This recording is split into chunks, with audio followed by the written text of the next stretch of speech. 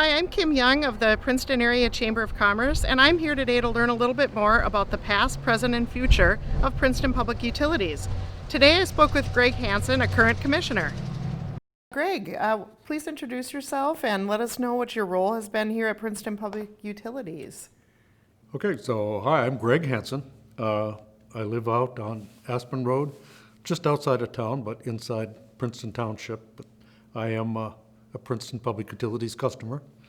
I moved back here in 2014 when I retired from my job down in Nebraska. So we've lived here, but this was our home before we left in 1985, and it's our home today. So this is Princeton is what we've called home for a long time. Even when I was working in Nebraska for over 22 years, the thought was always, this is where we're going to come because this is where we belong. And my mother-in-law was here, and we have other family here, so this is it. Here I am. Currently, I'm the chairman of the Princeton Public Utilities Commission, and before you assign too much significance to that, I just got the short straw, so I am the chairman for this year, and generally we rotate that so everybody else gets a chance to kind of lead the discussion and lead the program. So historically, I taught school here from 71 to 78, and then I went into business, and we wound up moving to Iowa for a while. We lived in California, and then in 1992 we moved to Nebraska, and we spent all of our years there from 92 to 2014 and came back. And always been kind of interested in electricity. Our the little town we lived in, little town, 50,000 people now, had their own power. And Nebraska's on public power, the whole state, but each community can have their own public utility as well. And what got me interested in utilities was a terrible incident. One year we had a big ice storm in Nebraska, and it took down several transmission towers. These are the big steel monsters you see out on the horizon sometimes. And during that ice storm, several of them came down, and there were people out in the country that were without electricity for a couple, 3 weeks. And so it was a really difficult time, but Grand Island had their own power station, so they lit it up, and everybody that was connected to the city was fine. And it was a tough time. My wife worked for Red Cross at that time, so she was very, very busy, but we were okay. So when we moved back here, and I was remembering Princeton Public Utilities has their own little deal, it was like, yeah, this is cool. This is a lifesaver for the community to have their own. And then, of course, we had the polar vortex, and it was like, oh yeah, see, this is why we have the local folks running the deal, because when there's a pinch, we get the guys, bless their hearts, I have no idea what they do out there. I know they do it, and Jim makes it all work, and those guys that are out there, they all, when they're called to spring into action, they just go, and they do a phenomenal job. But we're here when there's a pinch, when there's a line down, when there's a water main break.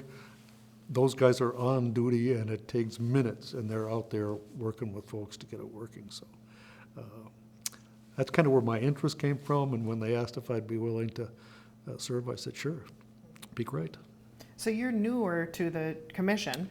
I just came on the commission in August of 2019. This was Hank Findell retired after many, many years of serving, and they asked me if I'd be willing to apply. I applied. I went through, I think, probably their first video interview for the position, and they asked me to come aboard. So Mindy Sirks was the chair at that time. She went off of the chair position at the end of 2019. Dan Erickson is also serving on the commission, and he serves, I think he's the chair of the Planning Commission, so he kind of had his hands full. And so, like I said, I got the short straw, and they asked me to take over. And it's very, very straightforward. I've gotten a lot of help from Keith in terms of getting agendas ready and budget reports put together. I go through all of the bills that have to be paid each month with Kathy, who is done this for years, and she's got it all very, very well organized. So, and then if I have any questions about what we're paying for uniforms, or how come this gas bill's so high, or how come we're paying so much to Simpa each month, it's, these are the day-to-day things that get paid. And so I go through those and make sure I kind of understand what we're doing, and she helps clarify that. And then basically we go through the rest of the agenda that's on each month's meeting. So, yeah, new guy and right up to my ears, right off the bat. Right off the bat. And so it's been a short time, but what would you say is your favorite part about it so far since in your short time there? What I really like the most is I get to come in the office, mask up now, but working with the people that are there. I mean, the front office people are just super. I mean, Kathy and Debbie and Pat is in there part-time, Cindy. Those ladies are awesome, and I've seen them work with customers, and they're just outpouring. If they can help in a way, they'll find it. And then the guys in the back always amaze me because they have the knowledge, they have all that technical stuff going on that I don't have, but I'm getting pieces of it. So they know what's going on with electricity. And in my own case, we had, they changed my connection from overhead to underground here recently, and they said it was going to take 2 hours, and in an hour and a half they came in, had that stuff off the pole, the line in, and amazing job, amazing. So it's been fun to know those guys, and the people we have here are just phenomenal, just super. So what kind of cool things are you learning that you didn't know before? You said you're kind of always been interested in utilities. Well, it's fascinating, when I've been down to Rochester for a Simpa meeting, and I rode with Keith and Ryan, and, when these guys have so much background information on the electricity, so we're going, and we see this kind of line going here and that kind of line going there. Oh, that's 12 megawatts right there. And I said, oh, well, yes, of course, I knew that. 12 megawatts, megawatt to gigawatts and everything else. It's a very, very complicated structure that makes it so people can walk into their house and flick a switch and the lights come on. And it has to be balanced between what we're doing here and what's happening at the Becker plant, and in our case, all the way up to Manitoba. From Manitoba to the Gulf of Mexico, this section of the grid is all controlled by one organization. And then they go from there out, and it's like, holy cats, this is a lot of stuff going on. And so our ability to be part of that is unique, and I think it makes us kind of special.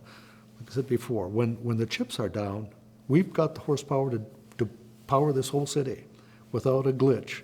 And that's because we've got the people that not only string the wires up and know how to make them work, to the guys in the plant. We've got just tremendous resources here. So it's fun to be able to have a relationship with those guys, because I'm learning. It's like every month something new comes up, and I get to work with them again. So I imagine the amount of information you have coming at you. You talked about it being so complicated. Yes.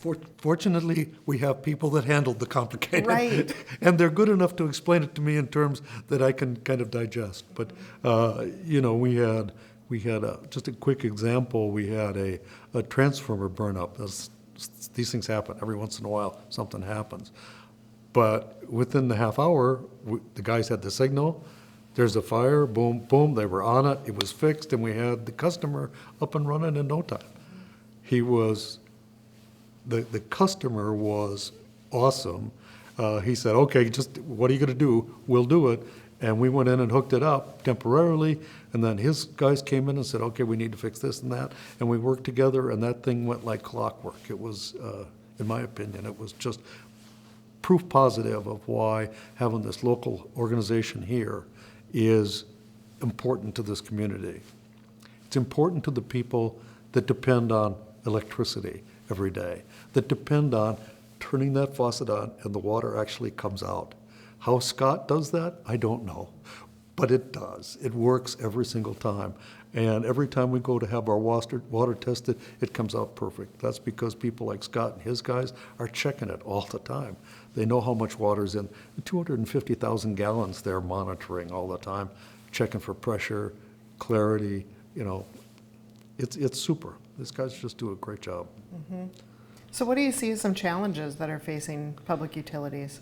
Well, I think outside of the political ones, if I can leave those alone, the challenges for public utilities, for utilities, electric and water, going forward, are the challenges of trying to reduce our carbon footprint. We're going to see ourselves servicing more and more electric vehicles, for example. We're going to have to find more ways to get electricity into our system without burning a lot of diesel fuel. The coal plant in Becker has a limited lifetime. By 2030, they expect that that's going to be retired. Well, that coal plant puts out an awful lot of electricity. So what are we going to do to replace that?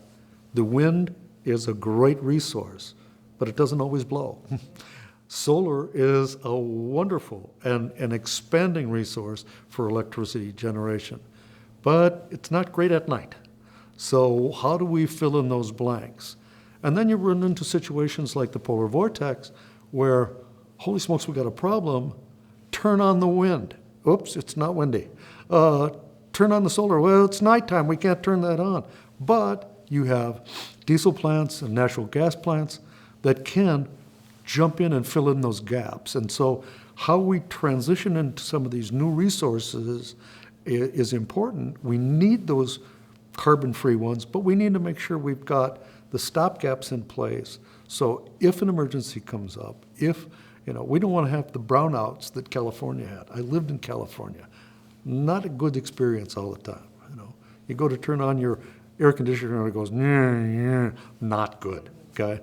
So we want to make sure that we've got those new carbon-free kinds of generation capabilities, but we want to make sure that there's something in the gap in case we need that extra punch, like we did in the polar vortex from a year ago. If it gets to be 40 below again, I want to know that if something happens, the guys could kick in. Just because they're passing out electric heaters all over the place, it isn't always the solution. So we've got to have that extra resource available. So. And those electric heaters also then come back to public utilities. Yeah, exactly. Yeah. So you got to have the resources there, because there's going to be somebody sitting in an apartment and it's going to be really cold, and if they can't turn on that electric heater to fill in the blanks, that's a problem. And so we want to be there, and we have a lot of resources in the company that people can talk to. If they have an issue, they can call, and I should have that number on the top of my head, but I don't. I have it on my phone. Yeah, call the PPU that they can get to, and if they have a snag, call us. There's always somebody there to talk to. And if the person you talk to doesn't have the answer, we can find the person that does, because we've got tremendous resources inside there. So that kind of brings me back to the commission again. What exactly is your role? I know that you're the chair. So what is the commission? What do you do in that role? Well, just generally, the role of the commission is basically oversight and to formulate policies. So what do we want to see going forward? What kind of rate structure are we going to have going forward? Financially, what do we need to do to make sure this utility stays on firm financial grounds? So we work with an accounting firm. We get audited every year. They go through all of our books, and Kathy spends months just getting everything ready. But the important thing is that we have to have a financial underpinnings there to make sure that if something happens to a substation and we have to spend $1.5 million, we've got the resources so that we don't have to immediately go out and try to float a bond issue. Bond issues are very expensive, and the people that pay for that are the people that pay for the electricity. It becomes part of your rates at some point. So we try to keep the funds in line so that we can maintain stable rates. The spot market in electricity floats all over, but we belong to SIMPA, the Southern Minnesota Municipal Power Association, And so we buy through them, and they try to stabilize that. And we have our own stabilization. So if something happens where the rates jump, we can stay stable because we've got this cushion in the finances that allow us to do that. We have a cushion, and because for accounting reasons, I would think they call it standard accepted accounting practices, you get to say, this electricity is one thing, water is another, they are separate.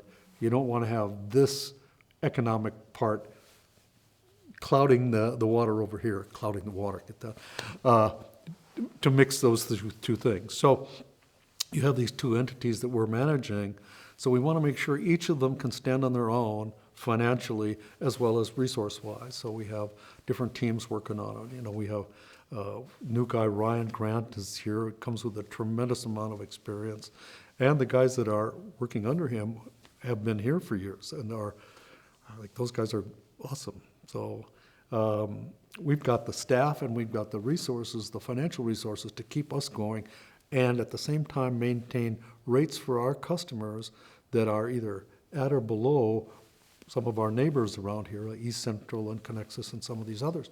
We're not the cheapest. You can probably find somebody that's a little less expensive, but not a lot. And the idea behind that is, you know, we need to be as competitive as we possibly can. I know people think we're terribly expensive, and I think years ago we may have been, but the last 5 or 6 years, Connie Wangen made concerted efforts to bring the cost down. She found some ways to save 4% on our electricities, and she passed that right along to the electric customers here. But she not only passed it along to the electric customers, she passed it along to the water customers as well. So even though there wasn't a savings there, she said, we can do this because we've got these resources, financial resources here. And so when Keith came aboard, one of the things that we talked about, he said, look, we got this 4%, but we're not getting another 4% next year. What do you want to do about that? So we took a hard look at where we were and said, if we can maintain where we are, we can leave that 4% in place. And so role of the commission is to take a look at those kinds of things and make sure that we're staying on an even plane going forward, at the same time that we ensure from a mechanical standpoint, from an electrical standpoint, that we've got the resources that we need both on the electrical and water side, physically, that our resources, the telephone poles are in good shape, that the wires out there, that the pipes are good. You know, some of these water mains have been underground for a long, long time. So they don't get better with age necessarily. So it's guys like Scott and his guys that know that, we better check this one because it's about that age where we should be checking. Things like the water tower, we have a little robot that goes around the inside and checks on, make sure there's no paint chipping off or any rust or anything else. So that's the kind of thing that we're kind of the oversight for, and make sure that those things are going on. And you mentioned earlier too about, you know, telling people if you have any questions, feel free to give us a call. And so you are there also to represent the customer. Yeah. You're there, you're a customer yourself. Everybody on the commission is a customer. Yep. Of public utilities. Yep. And so you're there to, on behalf of all the customers. That's our role. Yeah. I mean, this is who we represent. And Dan Erickson used the example one time. You got to think about our customer as if it's your grandma. Do you want to have your grandma pay a little extra? No. So what do? And so that's kind of the guideline that we use is, you're a customer, I'm a customer, what do you want to have going forward? And what can you do to perpetuate that? That's our role. So. Okay. So what changes do you see coming to public utilities? You've kind of mentioned some of the things you're going to have to face. Well, you know, one of the things that we've got some new electric vehicle charger stations coming into the community. Well, Keith is working with SIMPA and some of the local people around here, and I think he's about ready to sign some contracts with some of those because, and we have one. The city has an electric charging station here in town, and we're seeing it get used more and more. And people say, well, nobody uses that. Well, you'd be surprised. Somebody's got a car parked there every once in a while. You go, oh my gosh, there is somebody there. It happens. And I've used we have a granddaughter in Iowa, and we go back and forth quite a bit, and there's a rest stop area there with a gas station, so that's our stop. And they have 3 of these Tesla charging machines. And I went in and I said, asked the guy behind the counter, did you ever see anybody out there? He said, you wouldn't believe it. He said, this seems to be halfway between Des Moines and Minneapolis. And so people come here, they have lunch, they charge up, and then they're off again. And he said, it's constant. I'm flabbergasted. So as more and more people are looking at electric vehicles, we've got more electric appliances in our homes today than we've ever had. You know, it was pretty cool when I was a kid. We got a television. That was exciting.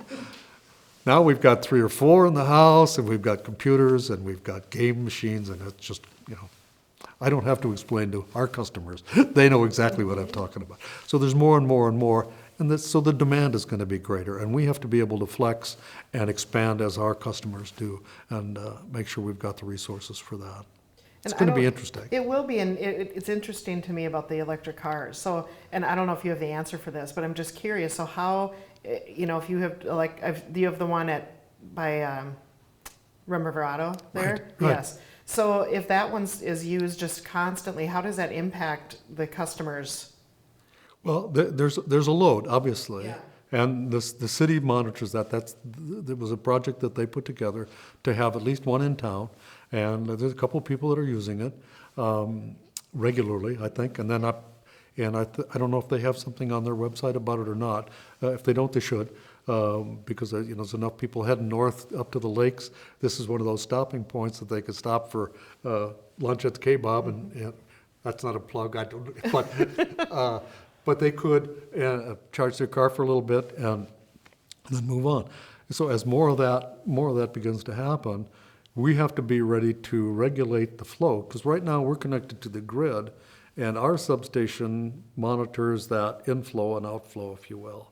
So we have to be kind of ever vigilant about what the demand in our community is, so that we're getting the right amount of stuff in, amount of electricity. That all has to balance. You can't have more going out than's coming in. So the guys here have to be cognizant of what that means for us in terms of running that utility. Do we need to call for more, or how does that get regulated? And unfortunately, I don't know as much about that as I'd like to, but as it changes, those changes need to be incorporated into how we work as a utility. And that will be part of your role, I would imagine, because you'll have to decide how many should be put in and what is the impact on the customers. How do we expand to make that work? Right. Because we know growth is going to happen. I mean, just for example, where our own Coborn store is going through a whole new remodel there. And I'm sure they're going to have more lights, and they're going to have more fixtures and more opportunities. And so the load is going to change. But that happens with all of our customers. They all change. And so as they change, we need to flex with them. But that's the nice thing about being a local public utility. We can change, we can flex, and we can do what we need to do. But it's local people sitting on the commission that help make that happen, because we know our neighbors. You know? Right, and you know how it feels yourself as a customer. Sure. Yes. Mm-hmm. So. Okay, well, that is the end of my questions. Oh, do you have gosh. anything else? Do you have any other stories that you wanted to share at all? Well, I wanted to do a little dance routine, but... Well, you tap. No, that's it. Kim, I've enjoyed talking to you, and I hope if folks have questions about what we're doing, please ask. Happy to talk to anybody. Great. Well, thank you, Greg. You bet. Yeah. A big thanks to the Mille Lacs County Historical Society for the use of their space today. Thanks for watching.